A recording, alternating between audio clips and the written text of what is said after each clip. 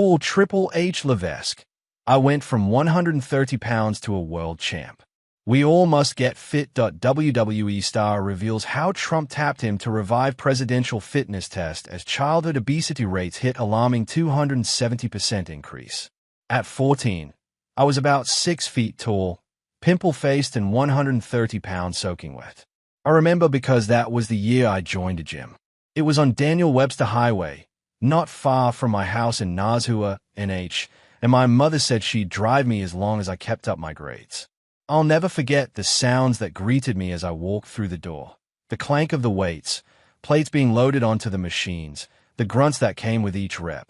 I remember thinking, powerful stuff is happening here. In fact, it was more than that. It was transformative.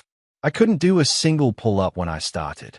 Fortunately, some of the older guys encouraged me, giving me tips on everything from technique to nutrition. Suddenly, I was hooked. The gym helped me think of myself in a different way. It allowed me envision what I wanted to be. For me, working out illuminated a destination. Now I'm not suggesting that you become a WWE superstar or even an athlete. You do you. Just understand that a fitness regimen doesn't have to be clanking weights in a gym. Will help you get there. And I'm imploring you and your kids to start right now. It will make you all better, sharper, healthier. This year will mark the 70th anniversary of the President's Council on Sports, Fitness, and Nutrition, founded by President Dwight D. Eisenhower. Now, President Donald Trump is revitalizing the council and reviving a core tenet, the presidential fitness test. We will work with schools and communities across the country to encourage Americans of every generation to be healthier, stronger, and more active in their daily lives. Here's the deal. Our health has dramatically declined over the past few decades. Americans are increasingly sedentary and lacking nutritious diets.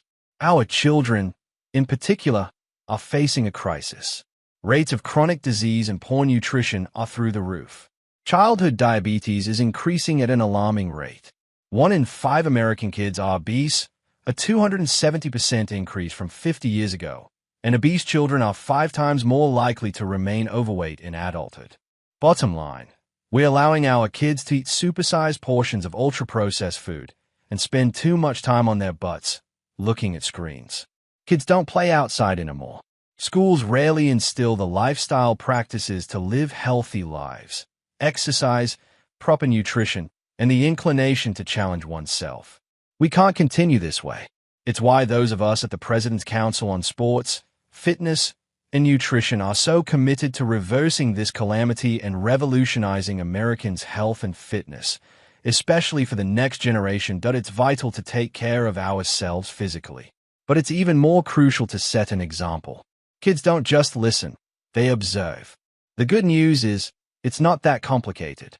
You don't have to spend hours pumping iron or start training for a marathon. Just a daily 15-minute walk significantly reduces one's risk of early mortality. So, get outside, move, begin pushing yourself. Start small, progress gradually, as long as you keep showing up. Remember, it's not just about you. It's about your kids. Physical fitness is a lot more than being strong, fast, or playing varsity sports. Actually, I'm not writing this for those who already think of themselves as athletes so much as those who don't. I tell them the same thing I told my own daughters when they said something was hard. It doesn't matter if you can't do a single pull-up, push-up, or sit-up. It matters if you try. If you keep trying, you will. Working out will give you discipline. Discipline will give you confidence. It will open up a door to the possible. That's what this is really about. A physical fitness regimen changes you as a person. It changes the trajectory of your life. So, I'm asking, on behalf of the President, are you ready?